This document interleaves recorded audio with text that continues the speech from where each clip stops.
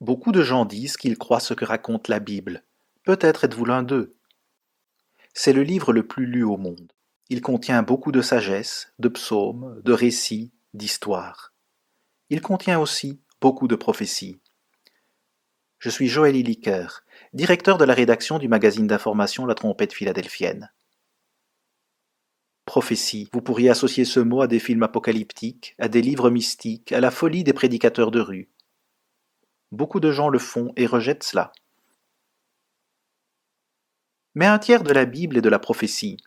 Regardez simplement la table des matières. Sur les 66 livres de la Bible, 18 sont nommés d'après les prophètes, et d'autres livres ont de nombreuses prophéties, dans l'Ancien Testament et le Nouveau Testament. La Genèse a prophétisé que les descendants d'Israël hériteraient de la terre promise. 1 Samuel a prophétisé la venue de Jésus-Christ et le retour de Jésus-Christ. Ensuite, il y a le livre de l'Apocalypse qui est en substance entièrement prophétique. Beaucoup de gens intelligents croient en Dieu. Plusieurs même lisent la Bible très sérieusement. Mais quand ce livre affirme prédire l'avenir, beaucoup de gens le rejettent, ou il passe au passage à propos de l'amour de Jésus. Mais vous savez, Jésus lui-même était un prophète. Il a prédit des événements futurs, dont quelques-uns qu'il a appelés des événements de la fin des temps. Donc, si vous croyez la Bible, vous ne pouvez pas ignorer la question de la prophétie biblique. Avez-vous déjà examiné cela? Qu'est-ce que la prophétie? C'est la prévision d'événements futurs. Laissez-moi vous donner un exemple. Le livre de la Genèse rapporte que Dieu appela un homme nommé Abraham. Il fit une promesse, une incroyable promesse à cet homme. Il a changé son nom en Abraham, qui signifie père d'une grande multitude. Et il a dit, je ferai de toi des nations, et des rois sortiront de toi. Cette promesse était une prophétie. Maintenant, la Bible elle-même rapporte qu'Abraham a vécu sa vie et n'a jamais vu cette promesse s'accomplir. Et cela ne s'est pas réalisé du vivant de son fils, ni même du vivant de son petit-fils. Mais est-ce que la prophétie a échoué? En fait, si vous étudiez l'histoire biblique et laïque, vous voyez que les descendants d'Abraham se sont développés pour devenir des nations, et cela inclut de nombreux rois. Il a fallu plusieurs générations, mais Dieu a tenu sa promesse. Croyez-le ou non, il y a réellement des nations dans le monde aujourd'hui qui descendent d'Abraham, tout comme Dieu l'a dit. Maintenant, beaucoup de gens sont confus au sujet de la prophétie. Et c'est compréhensible. Beaucoup de phrases que la Bible utilise ne sont plus communes. De nombreuses prophéties utilisent des symboles, ou elles utilisent des noms anciens pour les prédécesseurs des nations modernes.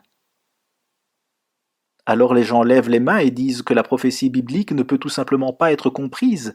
Mais si vous y pensez, essentiellement cela signifie que vous ne pouvez pas faire confiance à Dieu pour tenir ses promesses.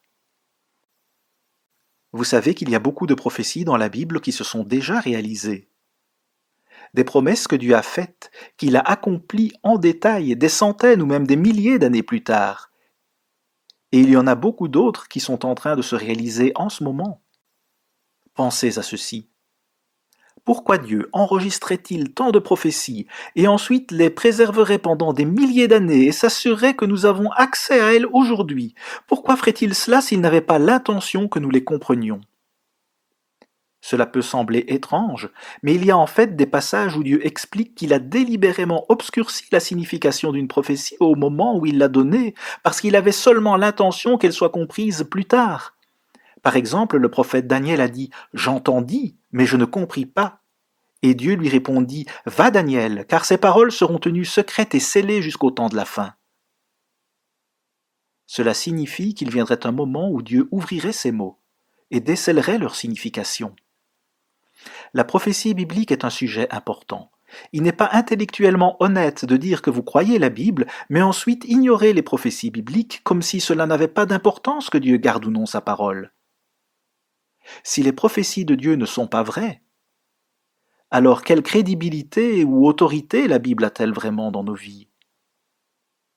Mais si par contre la prophétie biblique est vraie, encore et toujours sans se tromper, si Dieu peut dire quelque chose et puis des milliers d'années plus tard la mener à bien, alors nous devons admettre que la Bible fait autorité. On peut lui faire confiance, y compris les prophéties qui doivent encore être accomplies. Je suis Joël Illiker. Merci pour votre attention. Vous pouvez comprendre la prophétie.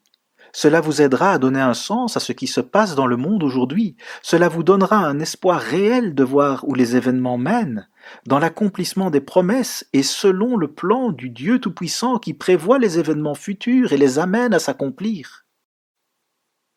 Pour commencer à comprendre la prophétie, demandez votre exemplaire gratuit de notre livre Les Anglo-Saxons selon la prophétie.